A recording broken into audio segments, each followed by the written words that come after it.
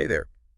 We're diving into heart health today, and you sent over some fascinating stuff. Yeah. A YouTube video by Dr. Ken Berry. Okay. And this medical journal article, the title is Hiding Unhealthy Heart Outcomes in a Low-Fat Diet Trial. Oh, wow. Cashy I data. have to say, that title alone, really had me hooked. Yeah, it definitely grabs your attention. And, this deep dive is really about unpacking what we see in these sources, figuring out what's the most important for you to know when it comes to heart attack risk factors, especially those that go beyond the cholesterol. Okay. The usual stuff we hear about. Okay, so let's unpack this then. So I watched the Dr. Ken Berry video. Yeah. And wow, this guy's got energy. He does. Right. A lot of energy. I mean, he really knows how to make this kind of complex medical stuff, understandable. Right. And that chart he showed for the British Medical Journal. Yeah. Eye-opening. It is. It's one thing to, hear about something like diabetes and the dangers of it, but then when you see it visually represented, Yeah. and in his case, he put it up against smoking and it dwarfed smoking on this chart. Yeah. It makes you pay attention. Right. And speaking of that chart, it seemed like his main point, the thing he was really hitting on, was that, everyone's always talking about cholesterol. Right. But it's actually way down the list when it comes to heart attack risk. Yeah. It's almost like we're obsessing over a leaky faucet when really there's a potential gas leak in the basement. Yeah, that's a great analogy. And he's Right. really highlighting there the importance of something called insulin resistance. Okay. And he argues that conditions linked to insulin resistance, things like type 2 diabetes, metabolic syndrome, even high blood pressure, Okay. are far more significant risk factors for having a heart attack than just high cholesterol alone. And, I noticed that both in his video and in that open heart article, they both seem to suggest that this traditional idea of a low-fat diet, Right. which, I think most people would agree started out as well-intentioned advice, Yeah. might actually not be the best for everyone, Yeah, especially if you're already kind of showing signs of this whole insulin resistance thing. precisely.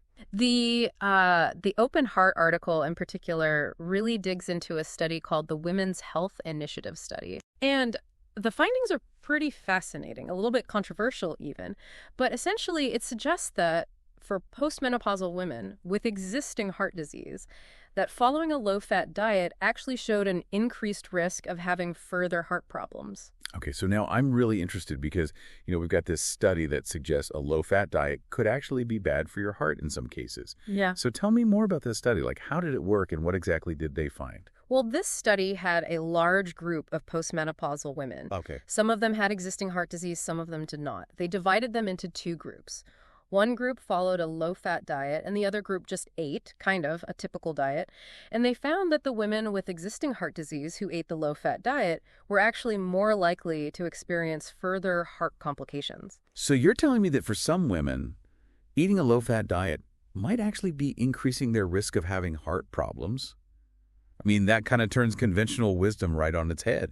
It does. And I think the takeaway from this is that what we've been told about low-fat diets being universally beneficial for heart health may not be entirely accurate, Okay. at least not for everyone. This study suggests that there are other factors involved, your pre-existing conditions, how you respond individually to different types of food. Okay, so it sounds like it's not as simple as just, low-fat good, high-fat bad. Right. So if it's not just about low-fat, then what else is going on here? It seems like the article seemed to suggest that a big factor in all this might be how our bodies process carbohydrates. Yeah. Especially if we're prone to this thing called insulin resistance. So can you explain that in a way that even I can understand? Okay, so insulin resistance is basically your body's cells are not responding to insulin as well as they should. So you can think about insulin like a key.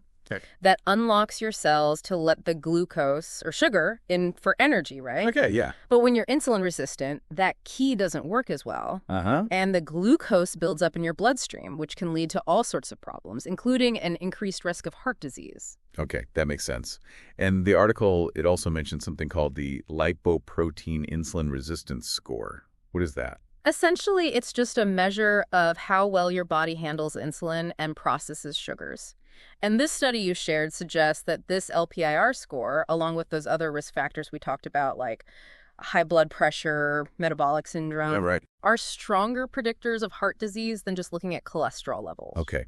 So this LPIR score sounds like it could be, a really important tool when it comes to like figuring out my own heart health. It could be. It's not a standard test that every doctor is going to run, but if you're concerned about heart health, and especially if you have some of those other risk factors, Right. it might be worth kind of bringing it up with your doctor. Okay, I'll add that to my list.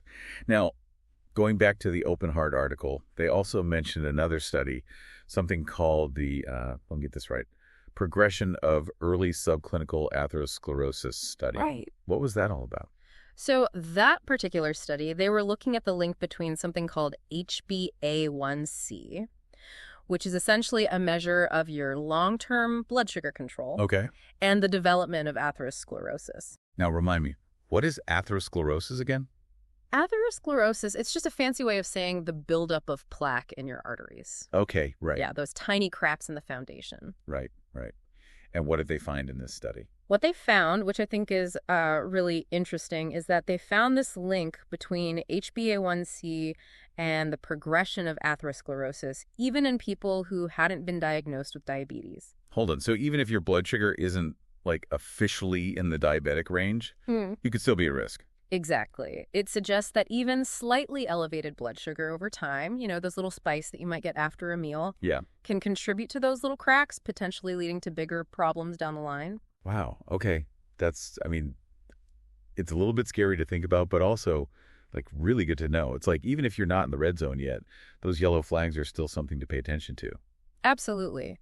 And, this really circles back to the importance of looking at these other early warning signs. So things like insulin resistance, metabolic syndrome, even slightly elevated blood pressure, triglycerides. Right. These can all be indicators that your body is not processing sugars as efficiently as it should be. Yeah, it seems like both of these sources, the Dr. Berry video and the Open Heart article, are really kind of pushing back against that traditional idea, that mantra we've all heard for decades, that low fat is always best. They are, and it's caused quite a stir, I think, in the medical community.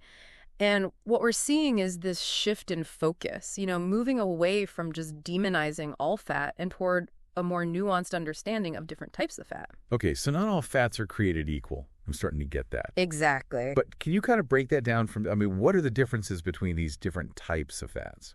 Sure. So you've got your saturated fats. Those are the ones that are typically solid at room temperature. Okay. Like think about the fat in a burger. Okay. And then you have your unsaturated fats. Those are usually liquid at room temperature. So things like olive oil, the fats that you find in avocados. And those are the good guys, right? The unsaturated fat. Generally speaking, yes. Unsaturated fats, especially monounsaturated and polyunsaturated fats, have been shown to have some heart healthy benefits. But even within saturated fats, there's some distinctions. There's some research now that suggests that certain saturated fats, like the ones we find in dairy products, might not have as much of a negative impact on our heart health as we once thought. Okay, so this is getting complicated. It is, and that's why it's so important to really approach this information with a discerning eye and, of course, to talk to your doctor. It's really easy to get caught up in the latest diet trends, but the most important thing is figuring out what works for you. And for that, you need to work with a healthcare provider who understands your own personal health history and needs. So how do we do that? What are some practical steps someone listening to this can take to, start figuring out what's right for them? Yeah. Okay, so it's all about personalized health, right? Like figuring out what works best for my own body. Yeah. But where do I even start with all this? Well, I think first and foremost, don't panic. Okay. This information, it's a lot to take in, but it should be empowering. Right. Not overwhelming. Right. And if you're concerned about your heart health, the absolute best thing you can do is talk to your doctor. Okay, that makes sense. So should I be asking my doctor about getting these key markers checked, like that LPIR score we talked about, and those other indicators of insulin resistance? Exactly. Yeah. Those are great places to start.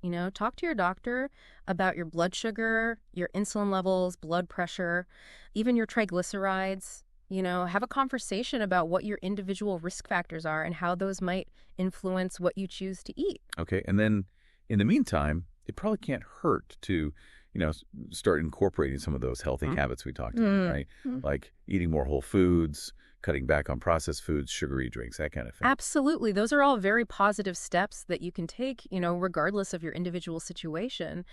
And don't underestimate things like stress management. Yeah. Getting enough good quality sleep, getting regular physical activity. Right. It's all connected, isn't it? Hmm. Our physical health, our mental health, our lifestyle choices. Absolutely. Yeah. It's about looking at, the whole picture of your health, not just one little piece. Well, this has been an incredible deep dive. Eye-opening, thought-provoking, honestly, kind of life-changing. So thank you. Thank you for guiding me through all this. I feel like I've learned so much. It's been my pleasure. And remember, knowledge is power when it comes to your health. The more you understand your own body, how it works, what it needs, the better the decisions you'll be able to make. And on that note, we'll leave you with this final thought. What if the key to better heart health isn't just about what we remove from our diets, but also what we replace it with? That's something to explore further, maybe with that conversation you're going to have with your doctor. Until next time, stay curious.